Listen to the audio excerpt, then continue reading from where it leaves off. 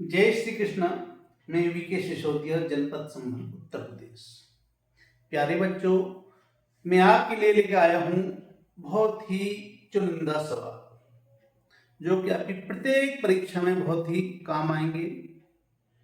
ये क्वेश्चंस जो हैं वो क्वेश्चंस हैं जो कि पिछली परीक्षाओं में, चाहे वो एनएमएमएस की परीक्षा है, चाहे सैनिक स्कूल की है, चाहे अटल आवासीय विद्यालय की परीक्षा है, सभी परीक्षाओं में क्वेश्चंस आए हैं और बहुत ही इंपॉर्टेंट क्वेश्चंस हैं, उनसे मिलेंगे। आओ देखो, इन पे देखते हैं हम एक बार। सबसे पहला क्वेश्चन है, पत्तियों में भोजन किस रूप में इकट्ठा रहता है? आपसे पूछेगा कि जो पत्तियों में भोजन रहता है वो किस रूप में इकट्ठा रहता है, तो किस रूप में रहता है? स्टार्च के रूप में। और स्टार्च क्या है? कार्बोहाइड्रेट का एक रूप है। किस प्रकार से इकट्ठा होता है? पौधों में प्रकाश संश्लेषण की क्रिया होती है। और ये प्रकाश संश्लेषण की क्रिया क्या होती है कि प्रकाश की उपस्थिति में पौधे के हरे भाग में, और पौधे का हरा रंग किस कारण होता है? ये भी क्वेश्चन बहुत आता है कि पत्तियों का हरा रंग किसके कारण होता है। जो पत्तियों का हरा रंग होता है वो क्लोरोप्लास्ट या हरित लवक के कारण होता है। तो सूर्य के प्रकाश की उपस्थिति में जो पत्तियों में या क्लोरोफिल में क्या होगा कि वातावरण से कार्बन डाइऑक्साइड और जल ग्रहण करके ये कार्बोहाइड्रेट और ऑक्सीजन बनाते हैं और जल की उपस्थिति में। तो इस प्रकार से आपका होगा। पौधे O2 देते हैं, पौधे ऑक्सीजन कब देते हैं? इसमें प्रकाश संश्लेषण की क्रिया में ही पौधे ऑक्सीजन देते हैं, जो कि मनुष्य के लिए, सभी जीवों के लिए प्राणवायु है। अगला क्वेश्चन है, कोशिका में अतिरिक्त ऊर्जा का संचयन एटीपी के रूप में होता है। जो एक क्वेश्चन और ज्यादा पूछा जाता है कि जो ऊर्जा का जो कोशिका है, कोशिका का ऊर्जाघर किसे कहते हैं? तो जो कोशिका का ऊर्जाघर है वो किसको कहते हैं? माइटोकॉन्ड्रिया को कहते हैं। माइटोकॉन्ड्रिया में ही ऊर्जा का निर्माण होता है। और ऊर्जा का निर्माण दो रूपों में पाई जाती है, एक एटीपी के रूप में और एक एडीपी के रूप में। जो एटीपी का मतलब है एडिनोसिन ट्राइफॉस्फेट और एडीपी का मतलब है एडिनोसिन डाइफॉस्फेट। तो जो संचयन होता है, जो स्टोर रहती है उसमें ऊर्जा, वो एटीपी के रूप में स्टोर रहती है। अगला है, हाइड्रा अपना भोजन स्पर्शकों द्वारा करता है। स्पर्शकों द्वारा अपने भोजन को प्राप्त करता है। कीट पक्षी पौधे, एक क्वेश्चन बहुत आता है, कीट पक्षी पौधों के नाम बताओ। समझे नहीं? कई पौधे हैं लेकिन जो मुख्य उसमें आता है घटपर्णी और ड्रोसेरा का नाम सर्वाधिक आता है।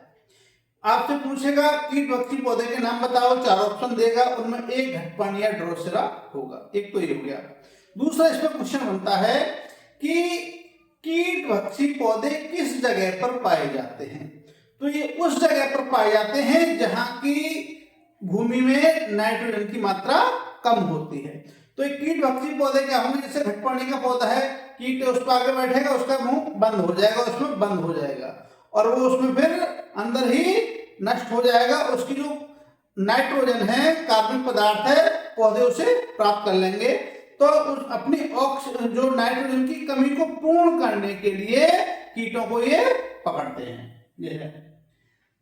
अगला है, मानव का दंत सूत्र। सबसे पहले इसमें क्वेश्चन पूछा था, मानव का दंत सूत्र क्या है, या इंसाइजर, कैनाइन, प्रीमोलर, मोलर की संख्या भी पूछ सकता है।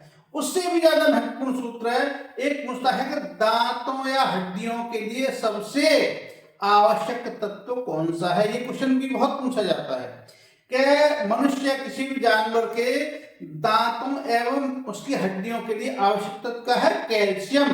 कैल्शियम सबसे आवश्यक तत्व है। उसका दंत सूत्र क्या है? देखो 21 23 याद रखें, 2 1 2 3। और दंत सूत्र होता क्या है? जो नॉर्मल में जो हमारे दूध की दांत होते हैं तो संख्याओं की कम होती है, जब स्थायी दांत आते हैं तो उनकी संख्या होती है 32। और दंत सूत्र का मतलब है कि जब अपने दांतों को बीच से देखें, हम बीच से देखें, यहां से अब हम देखें तो इस साइड को एक साइड के गिन लें, या तो इधर के गिन लें या इधर के गिन लें, ऊपर के नीचे कोई से एक गिन लें एक साइड के।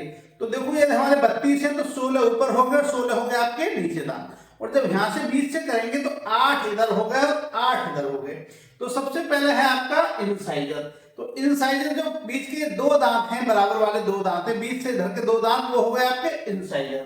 इसके बाद ये हो गया कैनाइन, और उसके बराबर के लिए दो हो गए प्रीमोलर और फिर मोलर। ये डाल जो है प्रीमोलर और मोलर हो गई।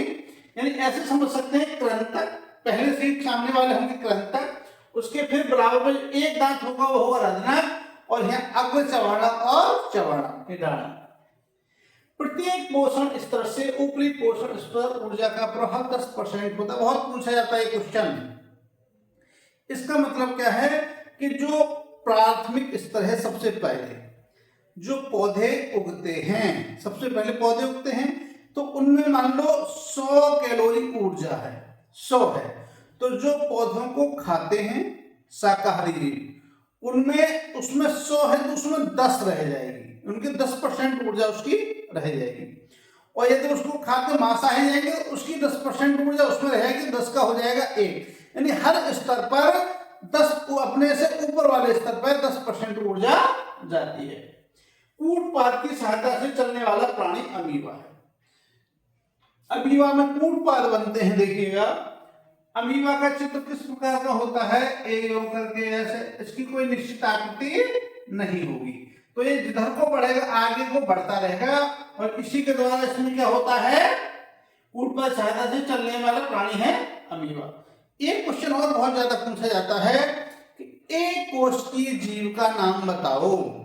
4 जीव 4 नाम देगा, और उनमें ज्यादातर जो रहते हैं 3 ऑप्शन रहते हैं, अमीबा, पैरामीशियम और यूग्लिना। समझे नहीं, अमीबा, पैरामीशियम, यूग्लिना, इन 3 के नाम ज्यादा देता है, अमीबा, पैरामीशियम, यूग्लिना। तो इनमें से कौन सा है, तो ये सब क्या है, एक कोशिकीय जीव है। तो शाकाहारी जंतुओं में सेलुलोज का पाचन होता है सीकम।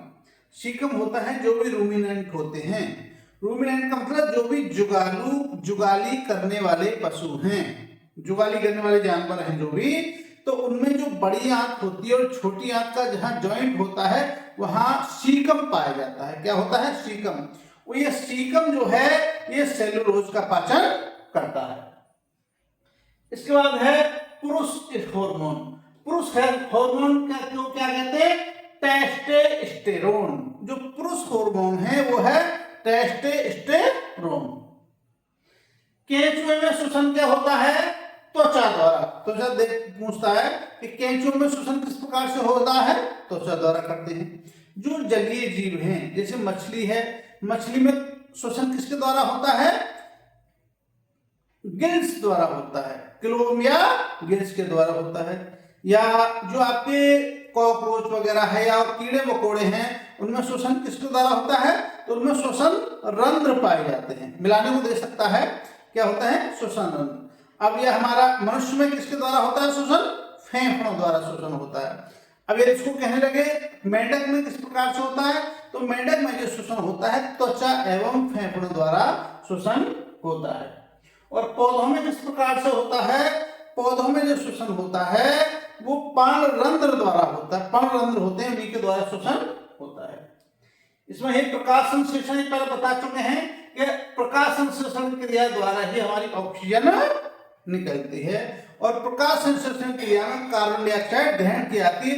जो जीव निकालते हैं कार्बन डाइऑक्साइड उसको पौधे क्या कहते हैं, उसको ग्रहण करते हैं प्रकाश संश्लेषण में, और प्राणवायु ऑक्सीजन निकालते हैं।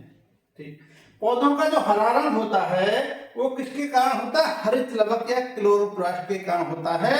और ये हरित लवक ही प्रकाश संश्लेषण की क्रिया में कार्य करता है, काम आता है।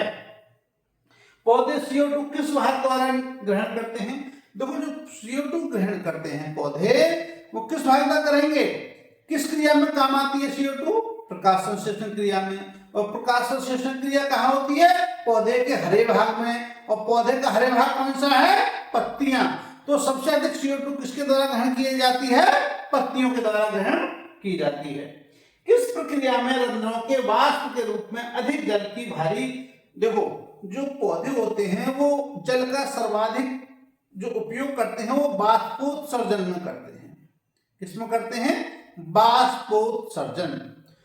बाष्पोत्सर्जन में क्या होता है, जब बहुत अधिक गर्मी पड़ती है तो अपना टेम्परेचर मेंटेन करने के लिए भूमि से जल ग्रहण करते हैं और पत्तियों द्वारा उसको पर्णरंध्रों द्वारा उसको निकालते हैं, तो उसका टेम्परेचर मेंटेन हो जाता है और झुलसने से बच जाते हैं।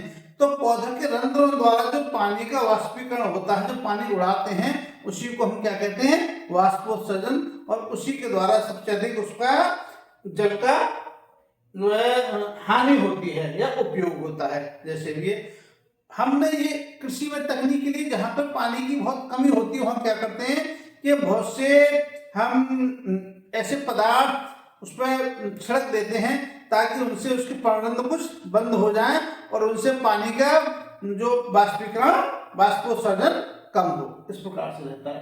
तो इसी प्रकार से क्वेश्चंस हैं, इनको तैयार कीजिए सभी लोग, और इनमें से 2 या 3 क्वेश्चन आपको 100% प्रत्येक परीक्षा में मिलने की पूरी संभावना है, चाहे वो सैनिक स्कूल की परीक्षा हो, चाहे वो आपकी नवोदय विद्यालय की 9th की परीक्षा हो, चाहे आपकी एनएमएस की परीक्षा हो, सभी विद्याओं में।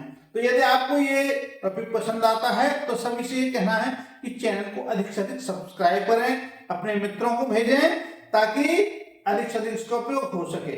और जो भी वीडियो बना रहा हूं मैं, उसमें यह है कि सभी इतना टाइम की व्यवस्था रहती रही कि सभी लोगों के पास व्हाट्सएप पर नहीं भेज सकते। तो यदि आप सभी वीडियो प्राप्त करना चाहते हैं तो चैनल सब्सक्राइब करें ताकि सभी वीडियो मेरे द्वारा सभी वीडियो बनाएंगे आप तक प्राप्त हो सकें। और ये तो मेरा 100% कहना है कि जो यदि आप लोग जो जिसकी एनएमएस की सारी वीडियो मैंने अधिकतर बना चुका हूं, चाहे वो आपकी मैट वाली हैं और चाहे सेट वाली हैं। देखो जीएस की वीडियो बना रहा हूँ, विज्ञान की बना रहा हूँ मैं, और आपकी रीजनिंग वाली भी वीडियो बनाई है। आपने यदि सभी वीडियो देख ली सही तरीके से 2 बार सभी वीडियो देख लीजिएगा, आपका 101% जो आपका एनएमएस की परीक्षा क्लियर होगी, 101% आपकी एनएमएस की परीक्षा क्लियर होगी, ये मेरा वादा है।